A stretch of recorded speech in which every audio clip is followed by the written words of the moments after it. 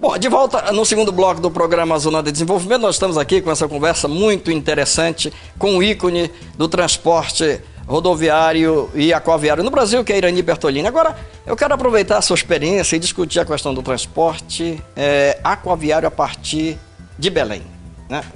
Como é que você analisa essa estrutura, o cenário, enfim, que conselhos você dá? Como é que você analisa todo esse contexto? Bom, o transporte aquaviário de Belém para cá, nos últimos 15 anos, 20 anos, ele evoluiu bastante. Nós tínhamos equipamentos de transporte aquaviário, nós chegávamos aqui com 7 dias e meio de viagem. Hoje a gente está fazendo isso com 4 dias e horas, 4 dias e 15 horas, 18 horas. Então, o transporte aquaviário melhorou bastante, os equipamentos melhoraram bastante. Hoje temos tecnologia embarcada nas nossas embarcações e de todas as embarcações da Amazônia, que permitem uma viagem direta com 24 horas por 24 e sem risco de acidente, nem riscos ambientais. Então, eu acho que o transporte aquaviário está de parabéns, porque evoluiu bastante nesse período e chegamos aqui com prazo que dá para a gente vender e o nosso cliente também se sentir muito satisfeito com esse prazo. Então, você já vê uma competição da cabotagem com o transporte rodoviário? Eu acho que em termos de tempo. Em termos de tempo, o rodoviário continua fazendo mais rápido do que a cabotagem, porque o rodoviário faz São Paulo-Belém em 3 dias e Belém-Manaus em 4 dias e horas. Então, digamos que sejam 9 dias de viagem. Ao passo que o navio, eu acho que deve dar 10, 12 dias de viagem em Santos-Manaus. Dependendo da rota, pode de 12 a 18 dias, mas 12 dias já é um número bastante interessante, né? Agora, você num determinado momento da tua atividade empresarial, você optou por construir equipamentos de navegação na Amazônia. Como é que foi isso? Empurrador, as barcaças, etc. Realmente, eu sempre digo que eu sou armador, mas armador de confusão. Nunca fui armador.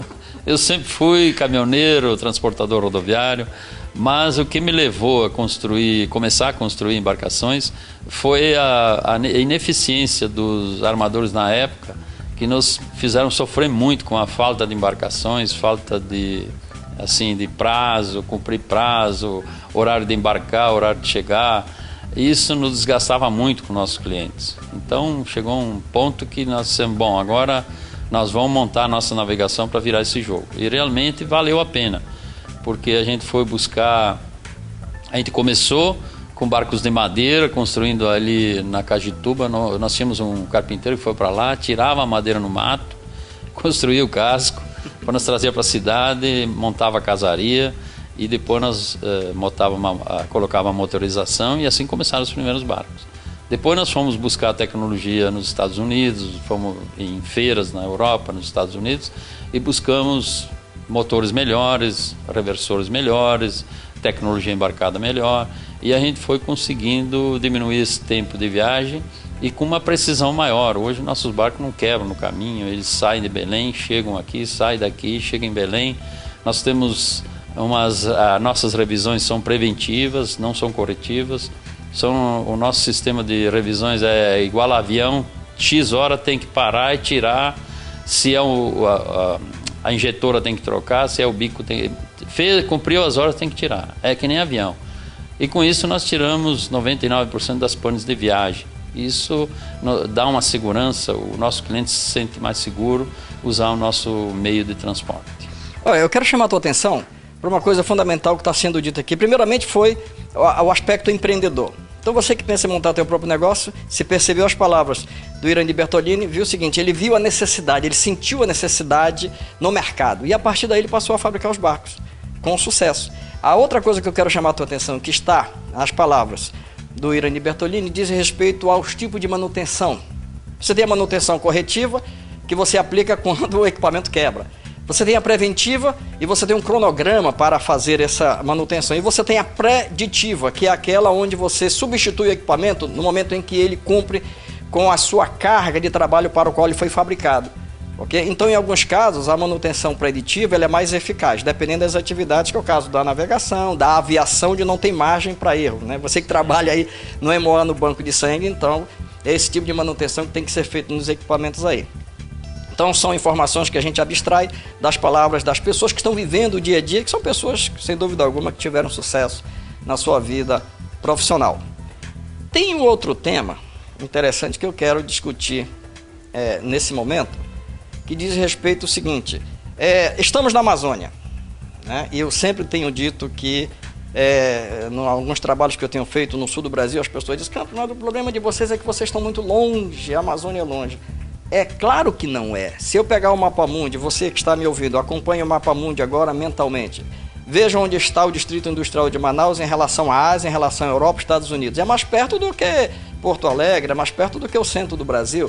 Portanto, a nossa posição geográfica ela é estrategicamente importante. O que nós não fizemos ainda, esse é um conceito meu, foi construir uma infraestrutura de mobilidade de pessoas e produtos que faça com que nós tenhamos essa capacidade de movimentação.